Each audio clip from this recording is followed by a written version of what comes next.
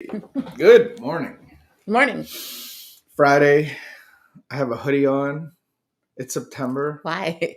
because it's cold out. It's not cold. It was like 10 degrees last It's night. warmer outside right now than it's been in our house all summer. I had my air conditioner off. No, it's 13 degrees out right now, or 10 degrees. Brrr.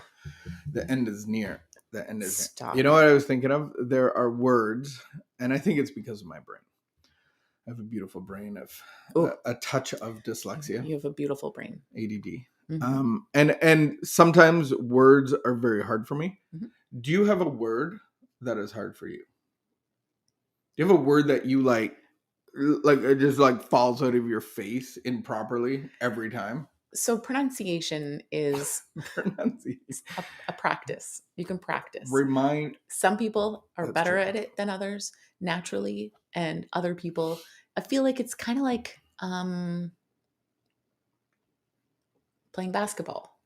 You got to practice it. Some people are naturally like pretty good at it. As good as other people really shouldn't bother. Yeah, no, I get it, but everybody has to speak. Not everybody has to play basketball. Right, but naturally, some people speak a little more clearly and a little more. I had to take speech therapy and spelling classes when I was just a miniature boy. I know. One of the words that I struggle with, and I had to say it all the time.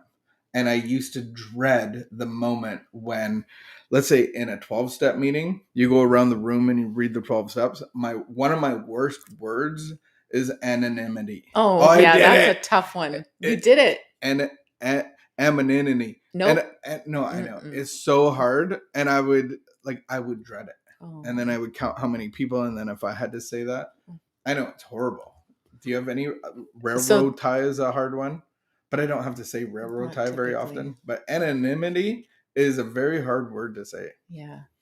I would say that I'm full that I would fall on the natural basketball player side. I mean, not the natural basketball player. My French. Naturally, I can pronounce words. My French friends have one word that makes me laugh because they all say it and you don't really know what it is. Development. Oh. Devilment. And you're like, what? Devilment. What are you talking about? We got the devil? What are we doing? Development. And I mean, and then our Newfie friends have a whole slurry of beautiful words. Yeah. I really think that we underestimate or don't recognize in society how much of like an extra challenge that is. Because I think, there's pronunciation, how our tongue moves in our mouth and all that sort of thing. But then reading is like a whole extra challenge. Dyslexia. When we were going to school, the social structure of education was very in a box. I think they've come a little bit ways with that. Mm-hmm. But yeah, and I think that I've seen you practice and I've seen you like read and grow considerably. Remember my reading thing? Yeah. And how I slipped after one consecutive day. Yeah. I don't have another one consecutive day. You haven't picked it up since. No, but the book is beside beside your bed. Yeah. Maybe that's not the best place for my book. Maybe not. Maybe by the time you're ready to go to bed, you are just ready to go to bed. I know that if I touched my book as much as I touched my phone. Ooh. See, if I was somebody else and I would say that to me, I'd be like, yeah, I'd be a scholar. I'd be well-read. Right. Yeah. So. Yeah. One of my favorite things around language is that when you speak publicly to our community, whether it be at church or in the workshops or wherever, our community is very gracious and not everybody feels that they need to correct you. Because I think if you can figure out what is being said, it's really unnecessary to correct, especially someone who has told, like, because you're pretty good at just saying, like, at the beginning, hey guys, I have dyslexia. I'm going to write stuff on the board. If you cannot figure out what the word is, then feel free to ask, but let's just let it slide and not get hung up on. But my funniest thing is, like, sometimes you'll actually say the very opposite of what you mean, like, especially when you're teaching at church. And like, there's a few times where you'll say something and I'm like, no. He actually meant like the very opposite. But everybody pretty much gets that, right? They're like, Yeah. You didn't I can say it so you didn't bad actually that mean that people we know. should go do that. You meant we should not go do that. Yeah, dyslexia. Sometimes Dyslexia is. Sometimes I use my blinker and I'm going around the corner and I do the wrong way. Really? I don't know if other dyslexics do that. I don't do it often, but I do it often enough to know that that's like misleading to everybody. I'm like, why is my green going that way and I'm turning this way? Yeah.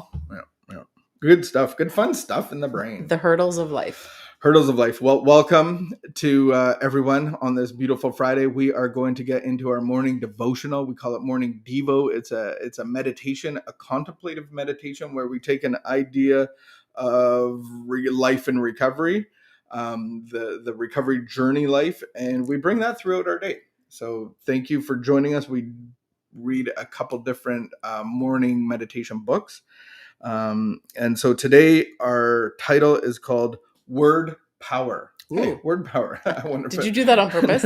No. You didn't? No, okay. I didn't. I wonder if this has something to do with dyslexia. All right, here we go. I know I'm controlling. Oh, I don't want to read that. That's horrible. Did you pick this one? No, it's September the 3rd. Just grabbed a book. I know I'm controlling, but so is my husband. Possibly more controlling than I am. Each time I set out to leave him, each time I start walking away, he knew exactly what to say to pull me back in. He knew I'd respond. He knew how to say exactly what I needed to hear to keep me where he wanted me. He knew what he was doing, and he knew what I would do. I know because after we began recovering, he told me so. Wow, this describes 10 years of our lives in addiction. Some of us are so vulnerable to words. A well-timed I love you, a chosen moment for I'm sorry, an excuse delivered the right tone of voice, a pat on the head, a dozen roses, a kiss, a greeting card, a few words that promise love that has yet to be delivered can spin us into denial. Sometimes it can keep us denying that we are being lied to, mistreated, or even abused. There are those who deliberately set out to sway us, to control and manipulate through cheap talk. They know that they fully understand our vulnerability to a few well-timed words. Break through your narrative. They know, or narrative or nativity. Naivety. Wow. They know our naivety? Yeah, break through your naivety. They know what they're doing. They understand their impact on us. Exclamation mark. We do not have to give such power to words, even though the words may just be what we want and need to hear, even though they sound so good, even though the words seem to stop the pain. Sooner or later, we will come to the realization that if behavior doesn't match a person's words, we are allowing ourselves to be controlled, manipulated, deceived. Sooner or later, we will come to realize that talk is cheap, even free, unless the person's behavior matches it. We can come to demand congruency, like that, in the behavior and the words of those around us. We can learn to not be manipulated or swayed by cheap talk. We cannot control what others do, but we can choose our own behaviors and our own course of action. We do not have to let cheap, well-timed talk control us, even if the words we hear are exactly what we want to hear to stop our pain. Thought for today. Today, I will let go of my vulnerability to words. God, help me trust myself to know the truth, even when I'm being deceived. Help me cherish those relationships where there is congruency. Help me believe I deserve congruency and truth in the behavior and the words of those I care about. That's heavy duty. That's heavy duty because the thing I pick up with is that I am trying to, in my addiction, and even outside of my addiction, I want me to affect the way you feel and take away your pain. And so basically, I'm trying to play God. And so I'm trying to control and manipulate you with my words. And so to take away my pain? Yeah, so that you don't have consequences for my actions. Oh, okay. And so I want to litigate the damage of yeah. me and my addiction. So I try to control you with my words and my flowers and my Right. And so the word congruency means that the actions and the words are the same, that they line up. So when something is congruent, they are the same. Mm-hmm. And I think it's really hard because we don't start at this place. Mm-hmm, that's not where we start in relationship. You know, when this is happening, this cycle, that's not where we started in our relationship. It's where we wound up. Mm-hmm. But I want to live within where we started, right? I don't want to look at the reality of what's happening in the moment and the reality of, okay, these words are not matching the actions. I want to go back to like, oh no, he's really great. He's really, this is really great. This relationship. But it even works in buying a car. Like if you buy a lemon, you're like sucked into it. You've made an investment that is horrible, that's draining your bank account. And it's like you hold on to that because you don't want to be the sucker. You don't want to be like, I've invested all this time and money and energy and maybe just one more repair, and you get sucked into this investment that you've done. But the one thing that I would come against is control. Like, am I actually making decisions that are intentionally trying to, I think at some level, manipulate you? Yes. But is this relationship in addiction? Is this really, are we controlling everything?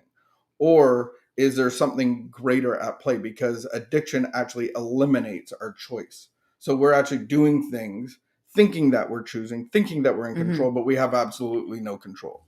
But when we get into recovery, and that's what it says, when we begin recovery, things get put on the table. Mm-hmm. I think it's really important, though, for us, because we are live and public, that it's really important for us to say that, you know, when we get into these situations, or if I am starting to ask myself, you know, am I in a situation that is harmful, right? And so sometimes these behaviors, when we talk about manipulation and we talk about control, we're starting to question, like, is this a dangerous situation, right? And so it's really important, if I'm in a dangerous situation, if I'm being harmed verbally or physically, if my safety is at risk, my emotional safety, my physical safety, that's really important to take seriously and actually to ask someone else, is this, you know, especially a professional, a medical doctor is actually a great person to ask. My medical friends, family. Yeah. And you do have to, if those situations are harmful, then you have to remove your situation. But even in an addictive situation, I think separation is a great thing. And the point is to connect yourself to the power of God, because you both need to be in recovery. Yeah. And so, am I emotionally sober? Am I physically sober? Right. And that's just the beginning. Right. Because the reality is, in the addictive relationship, we are God to each other. We're controlled by the outside circumstances, our emotions, all of that stuff. And recovery connects us to the power of God. And so then we get to live this new beautiful life that recovery gives us, and walk in truth of words and actions. And that's a beautiful place to be. And I can remember the moment where you stopped making promises and you stopped promising things. I remember when I became aware that actually my words, the incongruency, you know, like, oh, actually he's saying this, but it's actually not true. And I started to believe, like, the actions, I started to believe the reality of the situation that we were living in, and detach in love, which meant that I wasn't participating in it anymore.